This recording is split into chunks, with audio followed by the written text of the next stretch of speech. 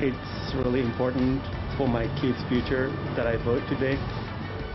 Certainly a historic day in America as millions of people across the country turn out to vote. Welcome to the News at 5, everyone. I'm Rick Ritter. And I'm Denise Koch. It is going to come down to key battleground states to decide who wins the 2020 presidential election. And we're also covering some big races here locally, that's for sure. That includes the Baltimore mayoral race, the 7th congressional race, and of course the sports betting vote. And as you see, we have crews covering all those races, but we start with Rachel Menitoff, and she's talking about voter turnout. Very impressive, Rachel. It is, Denise and Rick. So far, at last count, more than 344,000 people have cast their ballot today statewide. Here in Baltimore County, 36,000 people have been to the polls today and 23,000 people in Baltimore City. So a very robust turnout in our immediate area and also statewide. Here at the Randallstown Community Center, I'm told that there were long lines during early voting, the first couple of days of early voting, but at this hour, there is virtually no line once you get inside.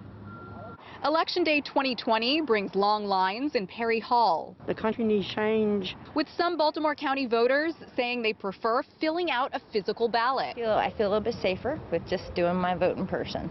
1.6 million Marylanders opted for a mail-in ballot this year, and 300,000 have yet to drop it off. Election officials encouraging folks to now bring those to a drop-box location by 8 o'clock tonight.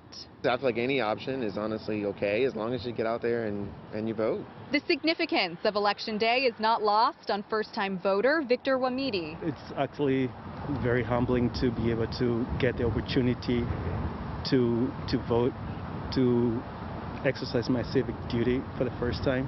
And for Chris Scoville, who spent 20 years in the Air Force, I think it's incumbent upon everybody to take advantage of our God-given right to vote.